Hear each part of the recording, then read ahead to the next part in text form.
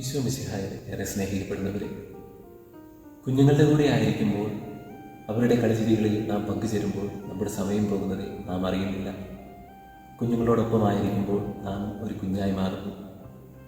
ഈ കുഞ്ഞുങ്ങളിലേക്ക് നമ്മളെ അടുപ്പിക്കുന്നത് അവരുടെ നിഷ്കളങ്കതയും എളിമയും ആശ്രയബോധവുമാണ്. നമുക്കും ഇതുപോലൊരു കുഞ്ഞു വിശുദ്ധയുണ്ട്, വിശുദ്ധ കൊച്ചു തെരേസ്യ.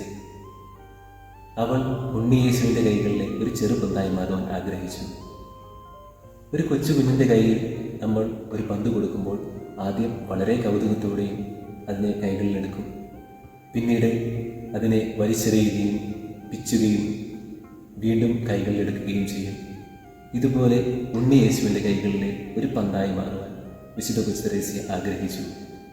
ഈശോയ്ക്ക് ഇഷ്ടമുള്ളപ്പോൾ കൂടെ ചേർത്ത് പിടിക്കാനും ഈശോയ്ക്ക് ഇഷ്ടമുള്ളപ്പോൾ വലിച്ചെറിയാനും പിച്ചുവാനും വീണ്ടും ചേർത്ത് പിടിക്കുവാനും ഒതുങ്ങുന്ന ഒരു പന്ത്. ഒന്ന് ആലോചിച്ച് നോക്കിയാൽ നമ്മുടെയും ജീവിതം ഇങ്ങനെയൊക്കെയല്ലേ, അല്ലെങ്കിൽ ഇങ്ങനെയൊക്കെ ആകേണ്ടതല്ലേ?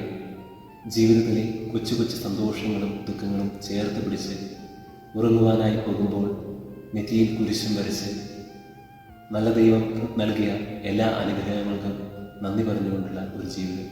ഞാൻ എന്തായിരിക്കുന്നു അത് ദൈവകൃപയാലാണെന്ന് പറഞ്ഞ വിശുദ്ധ പൗലോസിനെ പോലെ, അങ്ങയുടെ ചെരുപ്പിൻ്റെ വാറടിക്കാൻ ഞാൻ യോഗ്യനല്ല എന്ന് പറഞ്ഞ സ്നാപകനെ പോലെ, തൻ്റെ ദാസിയുടെ താഴ്മയെ ദൈവം കടാക്ഷിച്ചു എന്ന് പറഞ്ഞ പരിശുദ്ധ അമ്മയെപ്പോലെ, ഉണ്ണിയേശുവിൻ്റെ കൈകളിലെ ചെറുപ്പന്തായി മാറിയ വിശുദ്ധ കൊച്ചു തെരേസ്യയെ പോലെ നമുക്കും നല്ല തമ്പുരാൻ്റെ മുൻപാകെ കുഞ്ഞുങ്ങളായിരിക്കാം.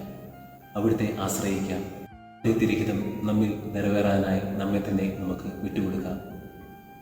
ദൈവം നമ്മെ എല്ലാവരെയും സമൃദ്ധമായി അനുഗ്രഹിക്കട്ടെ.